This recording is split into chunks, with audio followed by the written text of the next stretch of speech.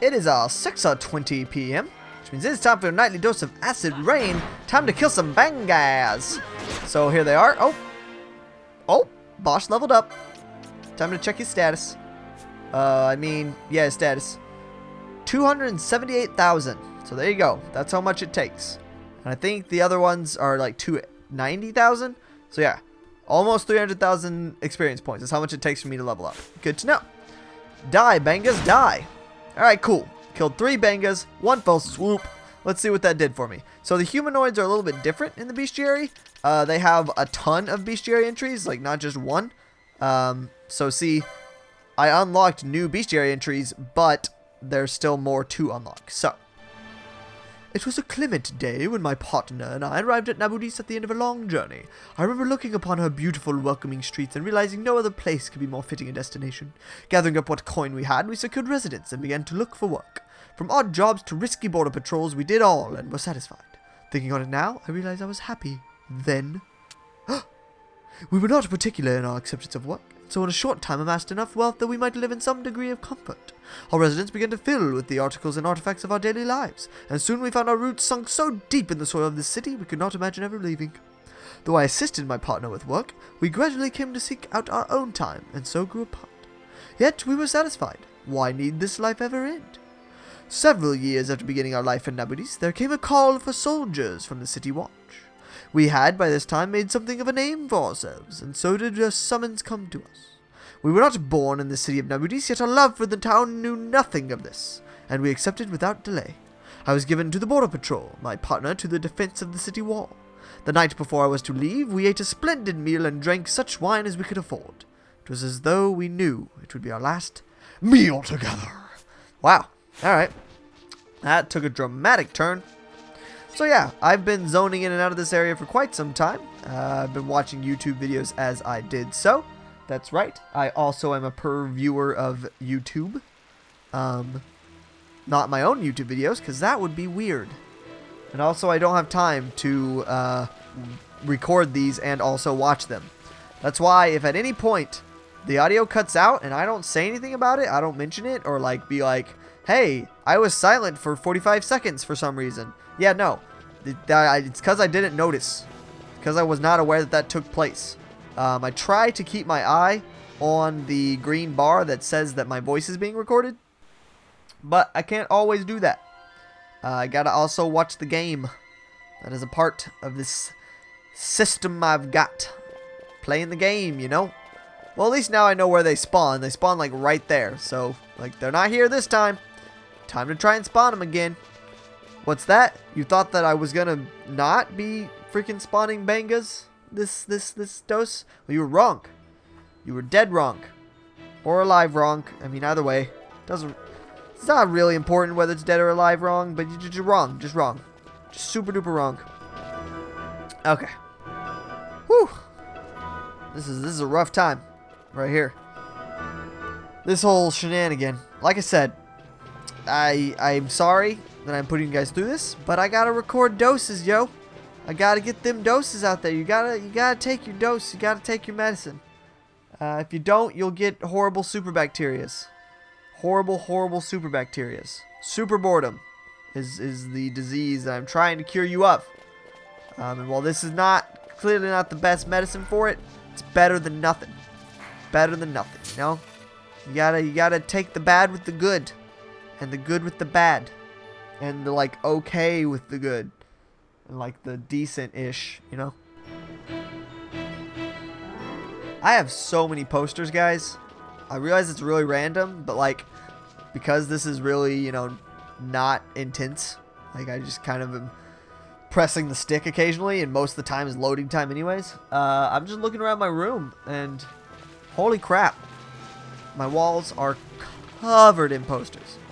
It occurs to me that if I ever invite a girl over, she better be pretty okay with me being a grown man child. Because I am a grown man child. There are action figures, not action figures, pop vinyl figures on the shelves, and giant posters everywhere. I mean, my door has a Spider-Man a framed Spider-Man poster on it. So, like, it's pretty clear. This is what happens when your parents don't allow you to, You know what, I should say that. My parents totally allowed me to have posters in my room. They just didn't allow me to cover every square inch of wall with posters, which is what I did here. So, it's really not on my parents. It's really on me and my obsessive desire to have wall space covered with nerdy things. Marvel Comics, Legend of Zelda, Homestuck. Is that it? Is that all the posters I've got? Pokemon, Super Mario. I don't know why I have Super Mario posters. I also have a Lego Lord of the... it's raining. I also have a Lego Lord of the Rings poster. Not sure why. Not sure why I have that. I think it came with something. Like, I think someone got a Wii game and it just happened to come with that. So now I've got a Lego Lord of the Rings poster. It's quite large too. So, I do love the Lego games, I gotta say. I will maybe play some of those on the as a dosage. I don't see playthroughs of those ever. Like, ever. So, I mean, maybe that'd be different. Kind of feels like you'd be having too many cooks in the kitchen, though. You know? Like, they're pretty jokestery games. Aw, yeah. Aw, yeah, with the banga. If you noticed, the way I got these guys to spawn was I had to leave and come back from 2 levels away. Right? Like, I was only zoning out 1 level, and that wasn't enough. I was going to say, there better be a 3rd one. There should be all of them. This should be enough. And at least they're thieves, you know? At least they're actually mad at me and not just innocents. Because I had to kill a lot of innocent Garifs to get where I am today. Alright, sweet. Did it. They're done. Awesome. The days of my patrol were harsh. Yet we finished our duties, and weeks later had only to return. That night I dreamt. My partner came to me trying to tell me something, yet I could hear nothing but the blowing of a distant wind. Perhaps I became homesick as I slept, for when I woke my eyes were wet with tears. In the dream my partner had been unchanged, a perfect memory. Our feet turned home, all our thoughts flying down the road ahead of us, faster than we might hope to walk, back toward Nabudis. What awaited us upon our return was not a hero's welcome, but despair. Gone were the beautiful palisades. Gone were the families and friends that surely awaited us. Only a wasted, blasted land remained. Then we saw the people of Nabudis. Though to call them that is a jape of the bitterest sort. They were the walking dead, hungering for life and consuming all they found that was light and good. We fought them to save our own lives, and we wept.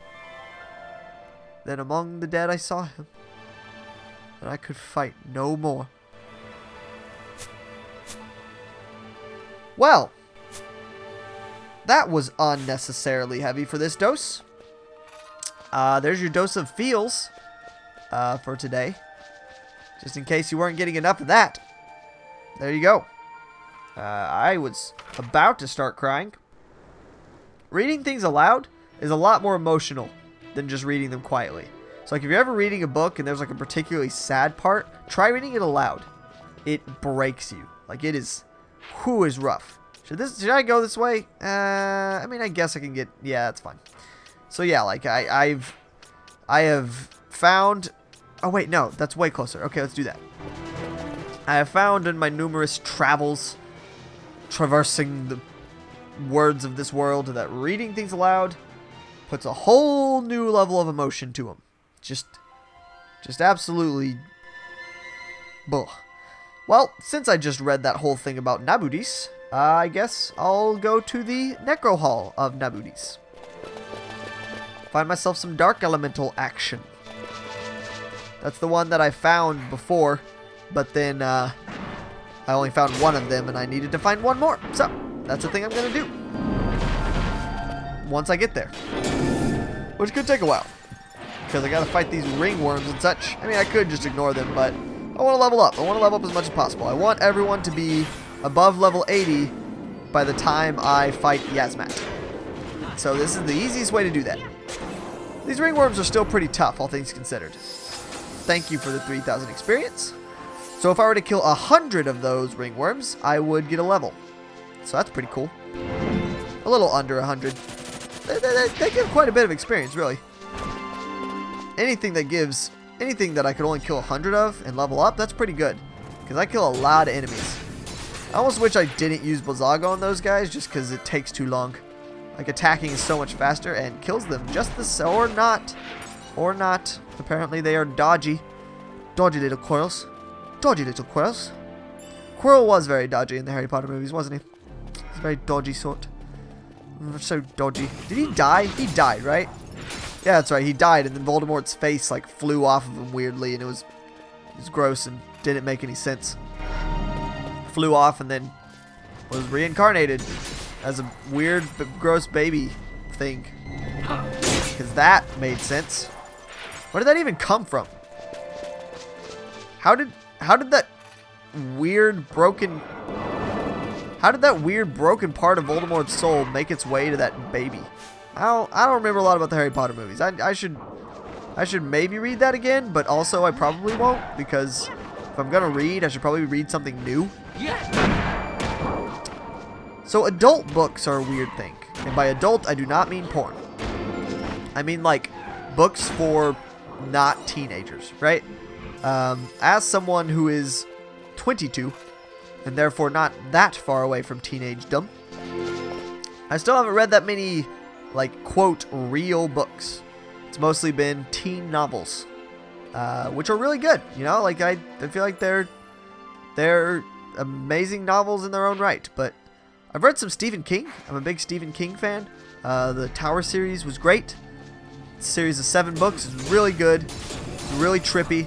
It's a fun read. The last one kind of sucks.